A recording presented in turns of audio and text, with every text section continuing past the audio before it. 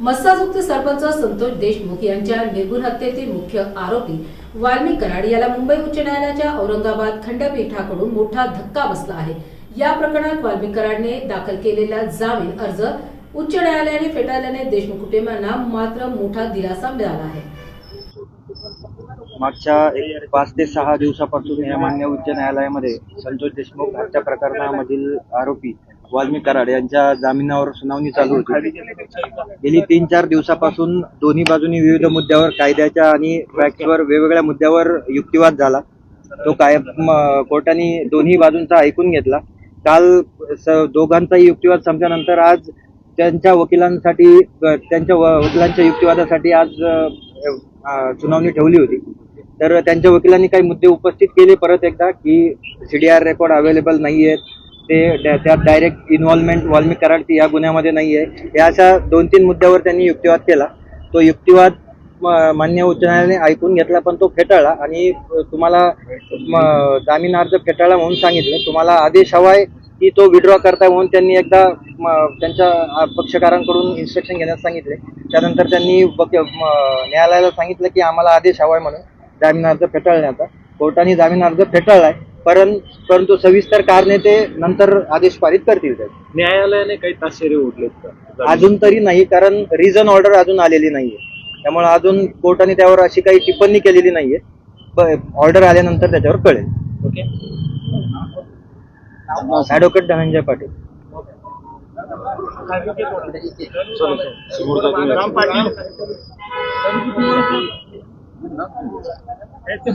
नीट दर रे बाबा, लोकशाहीवरती चालले। ओके सर, थोडी जागा द्या। ओके, मागे कोणी आहे?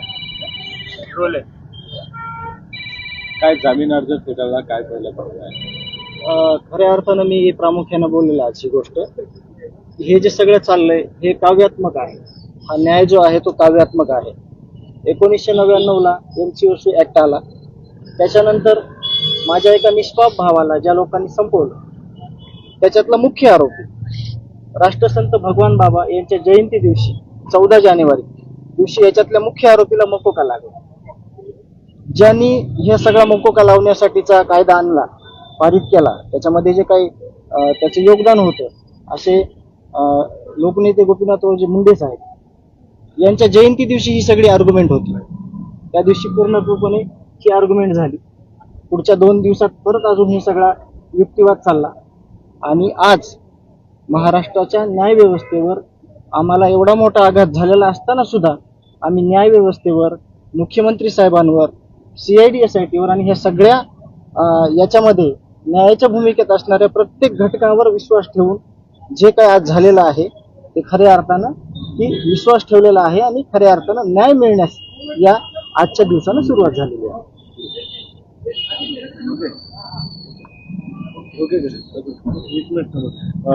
धनंजय मुंडे कोकाटेंवरती आज आरोप झाले, त्यांचं मंत्रिपद जातंय आणि त्यासाठी आता तुमचे आरोप ज्या वाल्मिक कराडवर होते त्यांचे जवळचे धनंजय मुंडे, त्यांचे मंत्रिपदावर वर्णी लागण्याची शक्यता वर्तवली जाते। मी आजच त्या गोष्टीवर बोलत नाही, पण तर असं काही व्हायचं म्हणजे तुमच्याकडून मला अधिकृत माहिती कळाली तर असं जर काही झालं तर 100 वाल्मिक कराड, 1000 त्याच्या टोळ्या आणि शेकडो खून व्हायला लवकरच सुरुवात होईल। हे शासनाला करायचं असेल तर त्यांनी त्यांचा विचार जे काय पद्धतीने करायचा ते करावा। यावर मी अधिकृत माहिती आल्यानंतर सगळे पुरावे माझ्याकडे आहेत। ही टोळी कशी या राजे आश्रयाखाली होती, राजकीय आश्रय कसा घेत होती आणि हे निष्पाप लोकांना कसं संपत होते। आता एवढंच मी अपेक्षित ठेवतो बोलणं।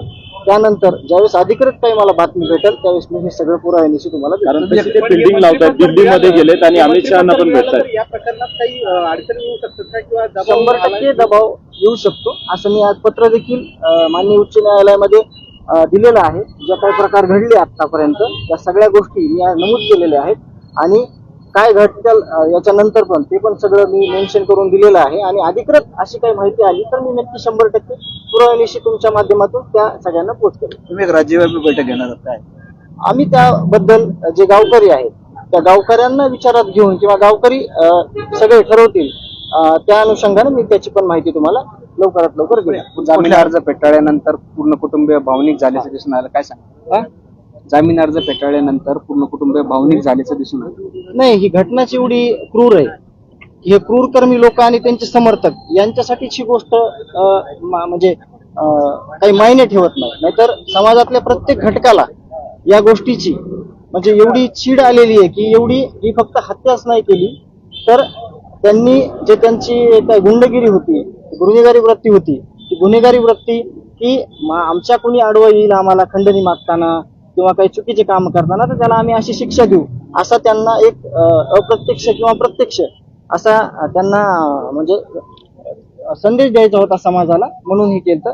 यामध्ये सगळ्या प्रकरणामध्ये की सरकारी जे वकील साहेब आहेत तिथले गिराशे साहेब, त्याच्यानंतर फिर्यादीकडून जे वकील आहेत आमचे धनंजय पाटील साहेब, आणि विशेष करून काल तब्येत बरी नसताना देखील एकदम चांगल्या पद्धतीनं नितीन गवारी पाटील यांनी हे सगळा युक्तिवाद केला. या सर्वांचे देशमुख कुटुंबियाकडून आपल्या सगळ्यांकडून म्हणजे मी आभार व्यक्त करतो आणि सीएम साहेबांवर किंवा सगळ्या ज्या या सिस्टीमवर आम्ही जे यंत्रणेवर विश्वास ठेवलेला आहे त्यांचे देखील आभार मानतो. बरं, एक प्रकारे म्हणजे जामीन दिला नाही म्हणजे कोर्टाने एक प्रकारे असं मान्य केलं की वाल्मिकरांचं. आता पूर्ण ज्यावेळेस ऑर्डर येईल कोर्टाची त्यावेळेस या सगळ्या गोष्टी तुम्हाला मेन्शन होतील, कारण आता मी बोलणं म्हणजे अजून लिगल ऑर्डर बाकी आहे, अजून आल्यानंतर त्या गोष्टी